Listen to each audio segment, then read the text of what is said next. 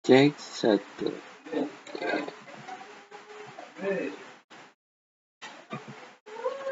Ya, baik. Selamat pagi, anak-anak sekalian. Semoga kalian dalam keadaan sehat walafiat dan tidak kurang suatu apapun ya.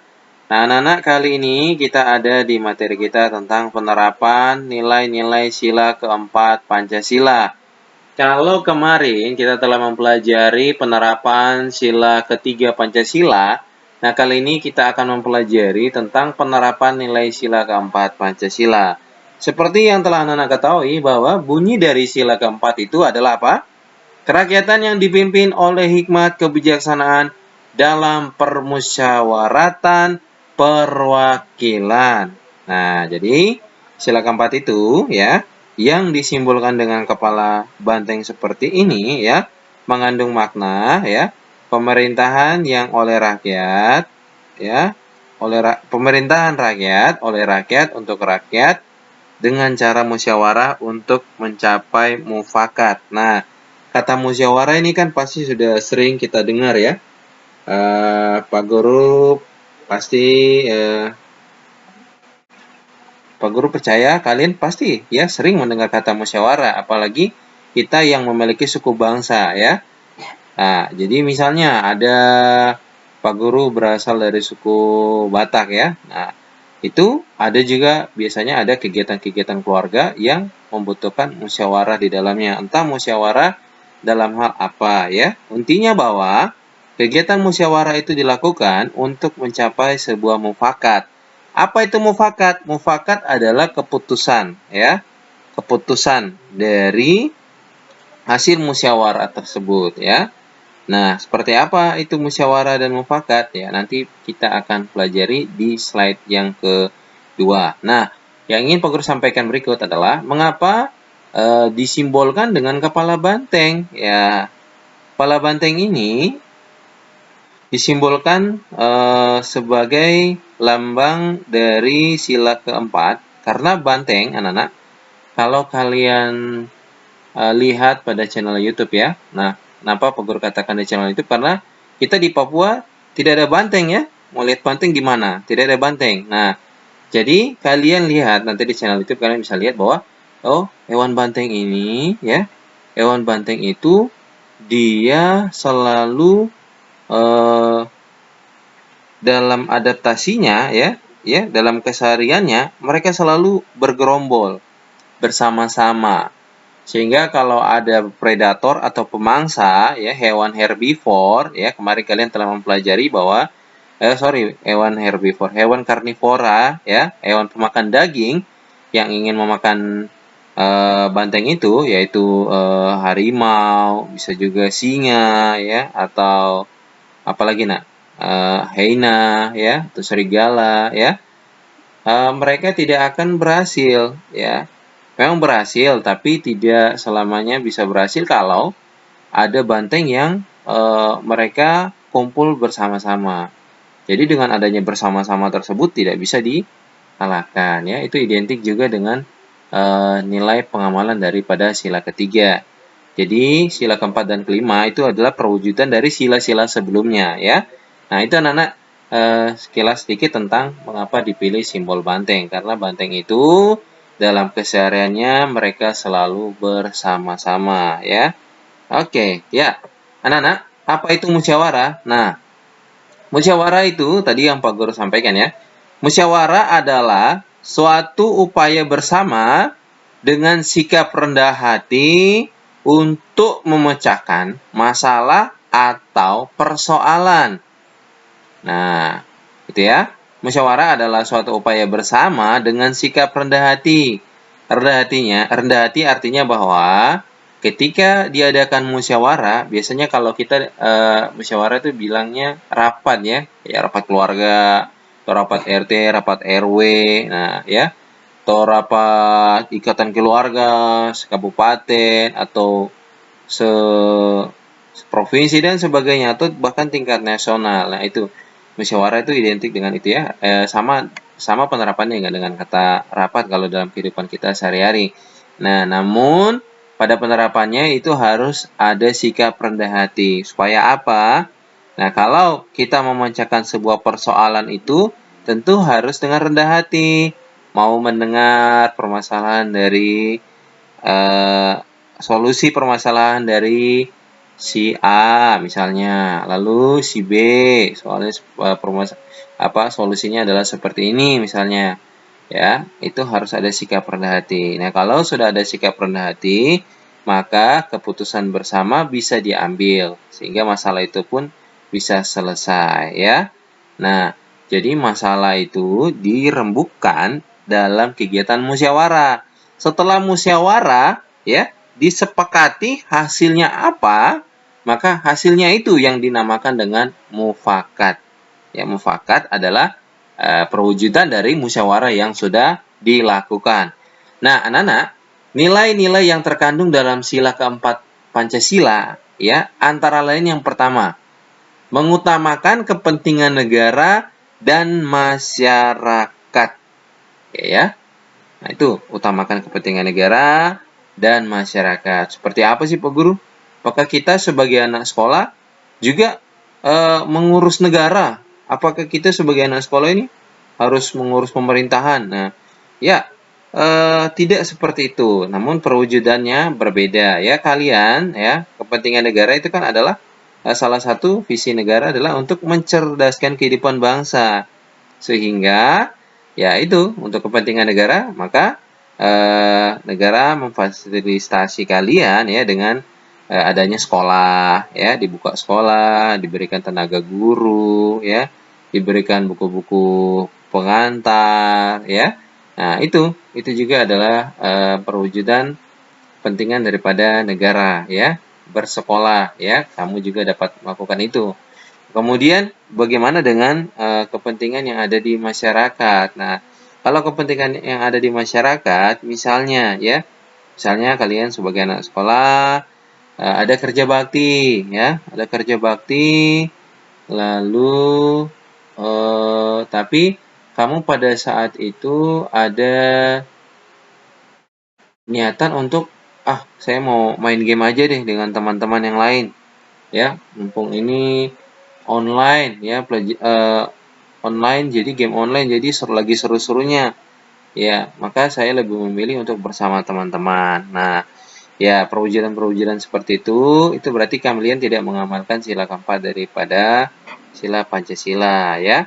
Nah, jadi bagaimana kalau ada kerja bakti di lingkungan masyarakat kalian? Ya, kalian juga harus turut andil di dalam. Ya, turut andil itu artinya turut ikut ambil bagian, sekalipun ya mungkin cuma angkat-angkat sampah ya. Ya, kepentingan kepentingan bersama ya. Ya, sama dengan di sila ketiga juga ada kepentingan bersamanya, tapi terkait dengan nilai sila persatuan, yaitu bergotong royong untuk membersihkan lingkungan. Di sila keempat juga ada seperti itu ya. Kemudian yang kedua adalah tidak memaksakan kehendak kepada orang lain. Nah, ini terkadang kita suka memaksakan kehendak kita kepada orang lain, apalagi kalian yang sebagai seorang kakak ya. Kalian kadang memaksakan kehendak kepada adik kalian, ya. Ini tidak boleh ya. Artinya pemaksaan kehendak, misalnya ya, adik itu dia tidak mau membeli jajan gula-gula, dia maunya snack-snack misalnya ya, atau kue pia misalnya, dia inginnya kue pia. Tapi karena uang yang diberikan itu ada misalnya 10.000 ya, tapi kamu sebagai kakak, saya mau beli yang lain, saya mau beli banyak ciki-ciki dan sebagainya. Jadi saya kasih adik yang ini saja karena dia masih kecil. Jadi kalau nanti adik mau tanya, kakak saya punya mana? Ini. Wah, baru kakak punya banyak. Tidak usah karena kamu masih kecil ya. Tuh. Ya, memaksakan kehendak kepada orang lain ya. Atau dengan kata lain, biasanya kalau dalam kerja kelompok ya, kerja kelompok itu biasanya kan ada tukar ide ya. Saya maunya seperti ini. Saya mau kamu memaksakan bahwa tidak boleh. Jawaban saya yang benar, harus jawaban saya. Tulis saya punya jawaban, saya tidak mau kamu punya jawaban karena jawaban kamu itu tidak benar. Ya, itu namanya memaksakan kehendak, ya. Apa yang kamu pikirkan, kamu paksakan untuk orang lain juga sama. Seperti pemikiran kamu, itu tidak boleh. Ya, di dalam pengamalan sila keempat, ya, nggak boleh seperti itu. Jangan memaksakan kehendak kepada orang lain, ya. Hargai orang lain dan samakan dulu pandangan kalian, ya. Samakan pemikiran kalian. Oh, saya punya teman tidak mau seperti ini. Berarti kita cari sama-sama supaya apa yang saya mau dan apa yang dia mau, ya, sama-sama eh, terselesaikan permasalahannya, sama-sama setuju bahwa oh maunya seperti ini, ya. Kemudian yang ketiga adalah mengutamakan musyawarah dalam mengambil keputusan untuk kepentingan bersama. Ya, ini penting, ya. Utamakan musyawarah dalam mengambil keputusan bersama. Kemudian menerima dan melaksanakan hasil musyawarah dengan rasa tanggung jawab. Ya, apabila musyawarah telah disepakati, ya misalnya dalam musyawarah kelas, ya, dinyatakan bahwa esok kalian harus datang tepat waktu karena akan ada praktik untuk membuat cangkok. Ya, cangkok itu berarti termasuk di perkembangbiakan tumbuhan dengan cara vegetatif apa, Nana? Vegetatif alami atau vegetatif buatan? Vegetatif buatan, ya, karena ada campur tangan dari manusia. Nah, di dalamnya itu kan pasti harus ada yang bawa serabut, ada yang bawa batang pohon, misalnya batang pohon mangga, ada yang bawa tanah, ada yang bawa tali, ada yang bawa pisau, ya, ada yang membawa gayung misalnya untuk menyiram, ya. Nah, sudah disepakati dari hasil musyawarah, ya, ada tugas yang diberikan oleh guru, kalian musyawarah, oke besok kita bawa ini. Oke, sudah disepakati. Nah, pada hari esoknya, jika ada salah satu orang yang tidak membawa, ya, tidak memiliki rasa tanggung jawab akan hasil musyawarah itu, akan hasil mufakat itu, ya, maka kegiatan itu tidak akan berjalan dengan baik. Maka kelompok itu akan mendapat nilai yang rendah. Ya, karena apa? Ya, ada salah satu dari antara pelaku musyawarah itu tidak melakukan tanggung jawab hasil musyawarahnya dengan baik, ya, itu, ya. Harus ada rasa tanggung jawab. Apakah kalian semua ini memiliki rasa tanggung jawab tentang apa yang telah diberikan? Ya, Pak Guru harap seperti itu, ya. Harus bisa untuk bertanggung jawab, ya. Tanggung jawab terhadap hasil musyawarah yang pernah kalian lakukan, entah itu di rumah, ya, entah itu di sekolah atau di gereja dan dimanapun kalian berada. Oke, ya. Nah, kemudian berikut adalah melaksanakan musyawarah dengan akal yang sehat dan sesuai dengan hati nurani yang luhur, ya. Ini sudah pasti kalau kita melaksanakan musyawarah itu jangan dengan hati yang tidak baik. Tidak baik artinya begini, kalian lebih mementingkan, saya mau misalnya, ya, dalam kerja kelompok, saya mau nanti kegiatan kerja kelompok saya ini saya mau bikin jawabannya asal-asalan. Yuk, mereka sepakati jawabannya adalah ini. Saya tulis yang lain, ya. Saya tulis yang lain biar sekali-sekali kita dapat nilai yang jelek. Saya tidak mau teman-teman yang ini nilainya jelek, nilainya bagus. Saya mau teman-teman saya di kelompok ini nilainya juga jelek. Jangan bagus-bagus. Nah, itu berarti hatinya tidak baik. Dia mau untuk teman-temannya semua yang ada di kelompok itu juga nilainya jelek, jangan nilainya bagus, ya. Itu berarti tidak menggunakan akal sehatnya dengan baik, ya. Akal sehat itu digunakan untuk melakukan hal-hal yang positif, ya. Hal-hal yang bermanfaat. Itu makna daripada sila keempat ini yang mengutamakan tentang musyawarah. Oke, ya. Nah, apa sih contoh-contoh musyawarah? Nah, ini ada contoh musyawarah dan kerja kelompok. Apakah bedanya, anak-anak? Kalau bedanya, ya, kerja kelompok dengan musyawarah tentu ada bedanya, tapi tujuannya sama, ya.